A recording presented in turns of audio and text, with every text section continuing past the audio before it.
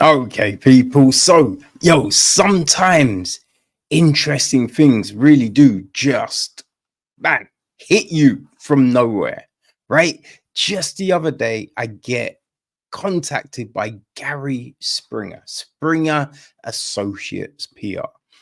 And yeah, he's like, "Oh, would you like to check out this new documentary?" I'm like, "Send it across, my friend. Send it across." And I'm so glad, because I got to check out Beyond the Raging Sea. Right, it is the new documentary from Marco Orsini, which he wrote with Frederick L. Greene. Marco also produces, along with Lizzie Lamley, Hassan Mufaz. It's executive produced by Omar Samra, Omar Nour, Krasana Katsalias, John Giwa Amu, Ranjhild Ek, and Jack M. Dalglish. It is associate produced by Bernadette Schramm and Amira Sharif. Field produced by Omar Abdul Razik, Angela Tespas, and Paul Van Wormer. George Agony took care of the music. Cinematography, we got Steve Brooks Smith, Ahmed Gabbar, Gigros Kokalius, Michael Kushner, and Shirley Schumacher. It was edited by Vincent Cataneo and Dionysis Zenos. And the film essentially are, visual effects, the graphic people, right? Liam Harris, Kat Michaelius, and Elfie Sayafa. Yeah, and we follow two incredible gentlemen, right? Omar Samra and Omar Noir, right? So the documentary is about this. Extreme athletes Omar Noir and Omar Samra accept the Talisker Atlantic Challenge, a 3,000-mile Atlantic Ocean crossing by rowboat with no assistance and no stopping. Training and preparing for 2 years, Team O2 commit their adventures to the plight of displaced people crossing the Mediterranean with support from UNHCR and UNDP. After a slow start and bad winds, sickness, and exhaustion, day 9 dawns in a gale. 600 miles from shore, a rogue wave flips their boat, and both men are in the water. With beacons failing, they wait and pray and struggle, fighting 45-knot winds and riding an 8-meter wave. For 13 hours, Samar and Noir faced the same dangers and decisions of the desperate refugees to whom they dedicated their row. In this true life adventure, survival demands a miracle or two. I mean, can you imagine that? Right? It's bonkers. It's bonkers. Now, we got a statement from director Marco Orsini. And it says, of course, given my ongoing work in emerging countries, I always had in mind the parallels and incompatibilities between Team O2's adventure and the daily fate of millions born in countries at war, in crisis or collapse, who look to unworthy vessels and dangerous seas for salvation. After so much footage of bodies, children's bodies, washing up on shores, the West has become desensitized to this man made calamity. I wanted to use the power of identification to make us feel something again. In the experience of these privileged, articulate, thrill seeking guys, I found a space to reimagine the plight of refugees and make their lives with goals and suffering personal. Meanwhile, the audience enjoys a damn good adventure with amazing visuals. This film should sneak up on the viewer. Initially, there's no suggestion of obligation or implication. The Omars chose to do this. They had money, time, and training, and they beat back doubt upon doubt to put themselves in jeopardy and their families in fear. And we root for them, wondering how they did it and how bad it got. As we cheer Timo 2 and sympathize with their families, we become vulnerable again to the humanity of the refugee. BTRS isn't an allegory. So BTRS, Beyond the Raging Sea, right? Isn't an allegory. It's a Trojan horse, using a man against nature story to smuggle in topics that demand our empathy and action, which, people, is very true, right? It is that kind of out of sight, out of mind situation when it comes to like refugees crossings. You know, there was a point, I think it was just before the pandemic, right? In 2019, there's stories of yeah, there was loads of boats, right? Huge boats that, you know, they found and they like overturned, and there was just all this death and tragedy, and it was like a real conversation. And then the pandemic comes, right? I remember seeing, I think it was mid last year, right? Mid 2023, a a guy, actually there was 3 or 4 guys were found on the rudder of a big like oil tanker, and I think they were found, right? So they were found mid trip, which was good for them because I think they were out of water and food, and it was, yeah, it wasn't great. But you just think, how are these people surviving, right? What lengths to go to escape? And you hear the stories. There's It's like, you know, the people crossing the borders on land. It's not safe, right? It's perilous. And not just the journeys themselves, but these things are rife with predators, right? You have the people who are supposedly bringing them across, right? They'd be like, oh, it's going to cost 1,000. Then it's like, actually, we want 2 more.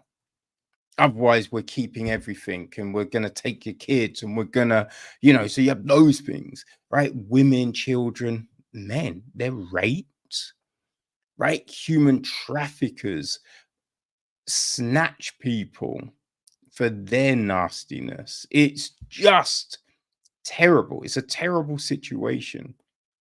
It's a terrible situation, but it's a situation that oftentimes disappears and we don't think about. So Beyond the Raging Seas is indeed a Trojan horse, right? Odysseus couldn't have come up with a better, you know, way to bring this story, bring this topic back into the limelight, right? And this documentary, it starts off, right? So you have family and friends, because as well as the Omars, we hear from their families, their loved ones, mums, dads, sisters, girlfriends. We also hear from the team who help put the race together, so a few of those. I think it's mainly one lady from that is talking about this whole challenge and the situation and everything. And then we hear from the tanker crew that came to the rescue. So we hear from that, and then we get into the Omar's talking about what happened, right? I mean, Omar Nour's brother kind of, I think it's Nour's brother. He kind of, says at the start, right? Out of the blue, he gets a phone call being like, "Oh, do you want to row across the ocean?" Right now, neither of them have rowed before, right? Samara is a extreme athlete, right? He's a mountaineer, climbs mountains. He's done the Arctic from pole to pole, just different things like that. Omar Nour is a triathlete, right? Running, cycling, and swimming, but neither have rowed. Now, you can think, so like they're both fit, right? They're both fit, but rowing is completely different muscles, right? Completely different muscles. And your hands, holding those rows, your hands get fucked up. You have to, build those up. You have to build those up. You have to get your body, you're used to sitting in that position, right? Sitting in that position, using your core, all of those things. So you've got all of that, but it's not then just rowing, right? Rowing on a river, rowing on, water that isn't temperamental, let's say, right? If the rowing team in the Olympics and just all of those kind of races, that's a feat, right? That you got to be tough, to do that, but do it on water, which is not still, right? You have waves, and you have huge waves, huge fucking waves. So rowing on that with the huge current and everything, that's another animal. So you're hearing about how this adventure came about, but then what it takes to do it. Like there's a point when they're like, this is something that's been years in the making. And it's like, we spent the last year and a half. And you're just like, it's not really years in the making, is it? It's not really years in the making, my friend. Like, I don't think you've given yourself a whole lot of time to acclimatize to this situation. And man, it kind of shows, right? It kind of shows, because nothing goes right. Nothing goes right from giddy up. So it is something that these gentlemen are able to keep things together. Because how many times do you know people that the minute something starts going awry, they're just like, fuck it, I'm going home. What's the point? But the Omars can't give up, because they're out in the fucking ocean. They can't give up. So this is crazy. It's a crazy situation. But the way this story is told, is, you know, both guys are these extreme athletes, but very different, right? Omar Samra, he's a lot quieter, a lot more reserved, and you could say thoughtful in the way he constructs what he wants to say. Where Omar Noir is very verbose, right? Very big. You know, he uses his hands a lot. He orates extremely well, right? Extremely well. Like you'd want him to read an audio book, right? He's just great at telling stories. So you have these two different characters, but you know, as they say, opposites attract, right? They're able to work together. They have this great friendship. So that makes this so interesting because you have these two contrasts of people telling this story intercut with all the loved ones in their life and the people behind the challenge. So we are into, you know, cutting, interconnecting these different pieces. So we get this story from these different angles, from these different points of view, which is so interesting. So interesting. We have these different levels of emotion, these different levels of emotion. The woman who's part of the race team is hilarious, right? But she's I believe she's British. It sounds like she's British anyway. But you know, there's one point and she's just like, I I believe I knew these gentlemen weren't going to give up, right? That they had the metal, they had the metal to survive. So something was definitely awry, and you just it's like the way she just put this together was just like, no shit, kid, right? You wonder as well, because this is this incredible race that people can just sign up to. But you're just like, okay, but what is, you know, the things in place? Because you can't just have, I know you kind of feel you can't just have anyone sign up, right? Because, you know, everyone's got might have the will, right? The vision to do something, but not the capabilities. There was, I remember as a kid, right? uh, Nike were doing this 3-on-3 basketball tournament. So they done it one year. This was the second year of doing it. And I convinced my friends to join me in a team to go compete. And we thought we were going to do well. We thought we were going to do well. Like I can put together, I mean, I feel I can tell a story, people. So I convinced these two fucking idiots to join me in a basketball competition. Me, I have no depth perception, right? I can't see for shit. So I don't even know what I was thinking. I'd convince myself, right? I'd convince myself that I could do this thing. Yeah, luckily, the night before, Alton Bird, the legend Alton Bird, called up. Called up. We were around my friend's house, called up, and was just like, "Hey, we've overbooked, so I'm afraid you guys you won't be able to compete tomorrow." And it was just like, "God damn it!" Watching the highlights, it was just like, "Thank God." As we would have been humiliated. But that's it. We would have been humiliated. That was the worst that could happen. For the Omars, the worst that could happen was potential death.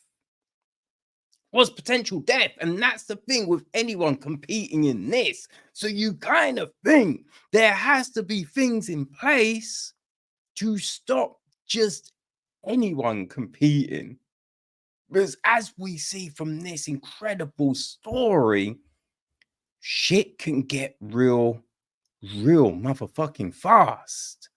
Real fast. So it's so compelling, right? You know how it must end up.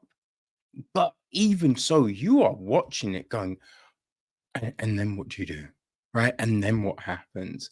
And then there's no way anyone can survive that. There's no way you can handle that, right? You're just invested. You are sucked in, right? We've got essentially it's people sitting and talking, right? It's people sitting and talking in these rooms. It looks like they're in, I don't know, a cinema, a theater, that kind of thing. A little bit like, oh my God, what was the? There was a documentary that I think was it Alexander Jeffries did recently, which was super interesting. Super interesting, which it's my memory can be so terrible, people. It can be so terrible, which is yeah, definitely frustrating. What was it? It was You Have No Idea. That was it. Yes, Alexander Jeffries' documentary, You Have No Idea. And you know, they were sitting around and talking about the issues. And this is a very similar thing. So we have that, but it's the way it cuts between all the different people, right? That's great. And then we do have some actual footage from the challenge, and then what happens, you know, the rescue. We do have some of that footage, and we then use these effects. There's some these interesting effects that are utilized, you know, and then at the end, for the last, I don't know, 20 minutes, we get a couple of tales from refugees who have made this kind of trip. You know, you've got a couple who crossed, and then this individual guy that crosses. So we hear about, right, the fact that the Omars were doing this to bring light to the refugees' plight, right? And then we hear from a couple of refugees talking about that situation. So it really does open your eyes to the potential, right? Dude, the potential of what can happen and what does happen, right? Because we hear about this because the Omar survived, right? And a great documentary was put together by Marco Orsini. But there, you have to think and understand that so many boats, and boat is a overstatement, probably, like dinghies, rafts, right? How many of these things that are packed with people? You know, they pack them on like human sardines. So, how many of these things just sink? Just sink. Sometimes because they're just overpacked, sometimes because they're not friggin', you know, seaworthy, you know? They were never gonna make that crossing. So how many of these things just sink that we just never hear about? You know, so we get this incredible story, and then we get these true life, you know, depictions of this thing. So it is, whew, it's a ride. You are taken on a ride with this one, people, and it is gripping. It is gripping. Your emotions are everywhere. You know, from beginning to the end, beyond the raging sea, has you in its grip. and you will be, whew, you'll be so relieved at the end. So relieved because you're just like, fuck, I don't know if I could emotionally handle that shit anymore, people. You know what I mean? So, yeah, it's definitely worth checking out. Now, it is hitting UK, right? It's hitting the UK from Friday, the 19th of April, and it's going all over the shop, right? Which is incredible. It's incredible. You know what I mean? So you get to go um check it out, you know what I mean? And so it's playing from the 19th all through May. It is playing in the States, right? In LA